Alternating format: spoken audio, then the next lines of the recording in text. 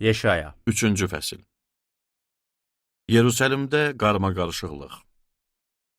Budur sahibimiz, ordular Rəbbi Yerusəlimdən və Yahudadan hər bir yardımı, köməyi, bütün çörək, su yardımını kəsəcək.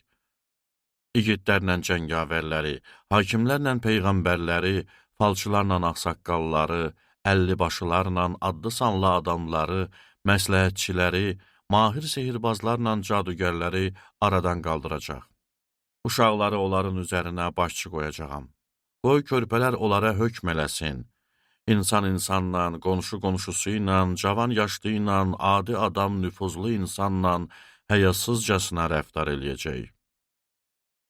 Ailədə qardaş qardaşa sarılıb deyəcək, sənin heç olmasa əyninə geyməyə paltarın var.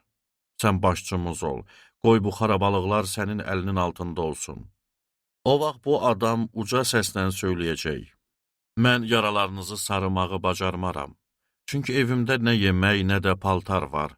Məni xalqın başçısı qoymayın. Yerusəlim sarsıldı, Yahuda dağıldı. Çünki sözləri və əməlləri Rəbbə qarşı oldu. Onun əzəmətli hüzuru kimsə tərəfindən sayılmadı. Sifətlərinin ifadəsi onlara qarşı şəhadət eləyir. Günahları haqda Sodomdakı kimi açıq danışırlar. Bunu gizlətmirlər. Vay onların halına.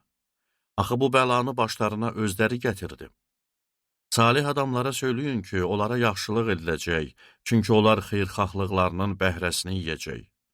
Pis adamların vay halına. Çünki onlara pislik olunacaq, elədikləri əməlləri qarşılarına çıxacaq. Uşaqlar xalqıma zülm eləyir, qadınlar üzərimizdə hökm sürür. Ey xalqım, sənə yol göstərənlər səni azdırır, yolunu dolaşdırırlar. Rəbb məhkəməsini qurmaq üçün qalxır, xalqları mühakimə eləmək üçün durur. Rəbb xalqının rəhbərlərini, başçılarını məhkəməyə gətirir. Siz üzüm bağını yeyib dağıdan, kasıbların malı ilə evlərinizi dolduran, nə haqla xalqıma zülm eləyib yoxsullara əzab verirsiniz? Bunu ordular Rəbbi Xudavənd bəyan eləyir. Yerusəlim qadınlarına xəbərdarlıq. Rəbb deyir, madam ki, Siyon qızları çox təkəbbürlüdür, boylana gəzir, göz qaş oynadır, addımlarını asta-asta atırlar, ayaqlarındakı xalxalları cingildədib yeriyirlər. Buna görə də Xudavənd Siyon qızlarının başlarına qotur salacaq. Ayıb yerlərini açıb göstərəcək.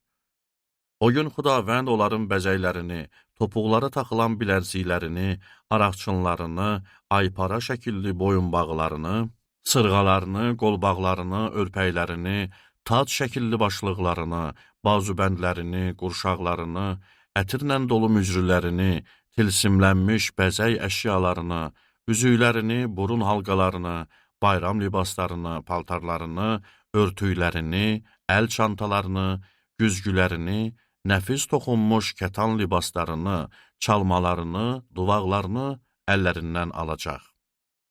O vaxt gözəl ətir yerinə üfunət, kəmər əvəzinə ip, lülə-lülə saç əvəzinə keçəl baş, bəzəkli paltar əvəzinə çul bürüncək, gözəllik əvəzinə dağlanma olacaq.